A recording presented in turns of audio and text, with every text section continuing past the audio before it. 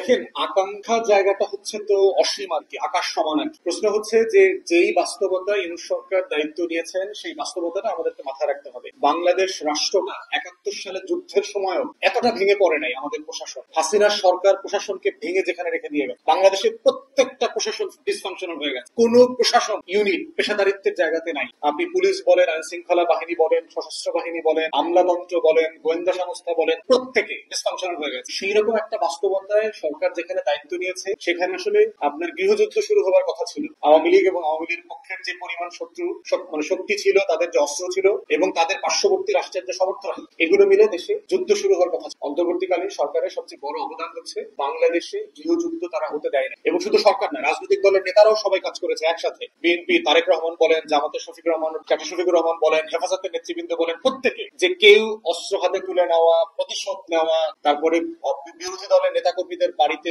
আগুন দেওয়া, এগুলোর ব্যাপারে তারা সিরিয়াস স্টেটমেন্ট দিয়েছে। এবং সবাই মিলে কিন্তু মন্দির পাহারা দেওয়া, প্রতিষ্ঠান পাহারা দেওয়া, এই কাজগুলো তারা করেছে। অতএব গৃহযুদ্ধ ঠেক ঠেকিয়ে দিয়েছে সবাই মিলে। অন্তর্বর্তীকালীন সরকারের দ্বিতীয় সবচেয়ে বড় অবদান হচ্ছে এই পরিমাণ লুটপাট হওয়ার পরে, ব্যাংকিং সেক্টর ভেঙে যাওয়ার পরে বাংলাদেশে দুর্ভিক্ষ হওয়ার কথা ছিল, বাংলাদেশে দুর্ভিক্ষ হয়নি। এবং এই ধরনের গৃহযুদ্ধ এবং দুর্ভিক্ষের ইতিহাস দক্ষিণ আমেরিকা বলেন, আফ্রিকা বলেন, মধ্যপ্রাচ্যের ডজন ডজন দেশে আছে, ডজন ডজন দেশে ঘটেছে। তো এই দুইটা হচ্ছে মোটা দাগে অন্তর্বর্তীকালীন সরকারের অবদান, যে এই দেশটাকে তারা একটা নিরাপদ জার্নিতে, একটা সেফ ল্যান্ডিং এর দিকে। এবং এরপরে হচ্ছে কিছু কিছু সংস্কার আমরা দেখতে পাচ্ছি, সংস্কারের উদ্যোগ তৈরি হয়েছে। আপনি মোটা দাগে উপদেষ্টারা খুব বেশি চুরি টুরি করছে এরকম কোন অভ্যাস নাই। তারা লার্জলি বাংলাদেশের কোন ক্যাবিনেটে এত সৎ মানুষ আপনি হিস্টোরিক্যালি পাবেন যারা, এবং অধিকাংশকে দেশ ছেড়ে পালাইতে হবে না, অলমোস্ট কাউকে দেশ ছেড়ে পালাইতে হবে। এরপরে হচ্ছে যে আপনার গড়ে প্রতিদিন ৩,৫০০ কোটি টাকা করে লুটপাট হয়েছে ১৬ বছর। এই টাকাটা লুটপাট হওয়া বন্ধ হয়ে গেছে। ব্যাংকিং খাতে মোটামুটি ডিসিপ্লিন ফিরে আসছে। ৫,০০০ টাকা, ১০,০০০ টাকা, ৫০,০০০ টাকা চেক দিতে পারে না, এরকম কোন খবর আপনারা এখন আমরা করছি না। দেশে রেমিটেন্স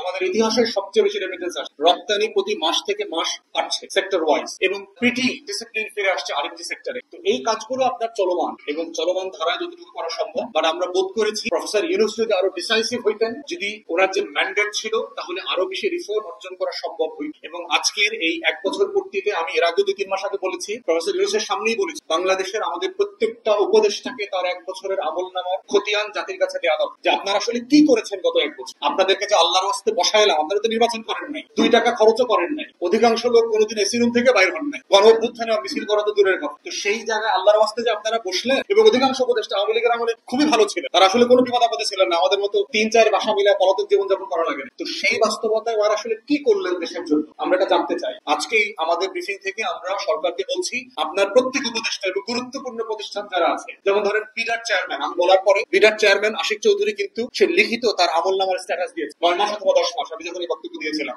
উনি ওনার 10 মাসের আমলনামা দিয়েছেন, বলেছেন আমার সাথে দেখা হওয়ার পরে যে ভাই বাকি কাজ আমি করছি, আমি আপনাদেরকে 1 বছরের আমলনামা জমা দিই। বাকি উপদেষ্টারা কোথায়? অধিকাংশ উপদেষ্টা ইজ এ ম্যাসিভ ফেইলিয়ার। তারা তার ডিসিপ্লিন, তার ডিপার্টমেন্টের ডিসিপ্লিন আনতে পারে না, ছোটখাটো বিষয়ে তারা ডিল করতে পারছে না। আন্দোলন চলছে, এখানে দেখেন তথ্য আপনারা ৭২ ধরে রাস্তায় চলতেছে, মিনিমাম বেসিক দাবি দেওয়া নিয়ে এখানে তারা বসে, তাদের এই দাবি দেওয়াটা কিন্তু রিজলভ করতে পারে। ডেকে নিয়ে মিথ্যা আশ্বাস দেয়, এক কথা বলে তথ্য আপনাদেরকে, তোমাদের দাবি মেনে নিচ্ছি, আগামী সপ্তাহে সমাধান করে ফেলবো। প্রথম আলোতে পড়লাম, প্রথম আলোকে আবার মাননীয় উপদেষ্টা বলেছেন, এরকম কোনো আশ্বাস দেয়নি। মানে রাষ্ট্র কি ফাইজলামি ব্যাপার নাই? আপনি আন্দোলনকারীদেরকে ডেকে নিয়ে এক কথা বলবেন আর প্রথম আলোর পত্রিকাকে আর এক কথা বলবেন, এভাবে কি রাষ্ট্র চলে না? তো ছোট্ট সমস্যা, ৮০ কোটি ১০০ কোটি টাকার একটা প্রকল্প, যেটা প্রান্তিক নারীদেরকে আমাদের সেবা খাতে, আমাদের তথ্য প্রযুক্তির সাথে কানেক্ট করে, এই মানুষগুলোকে আপনি ২০০০ নিয়ে একসাথে টার্মিনেট করে দিচ্ছেন।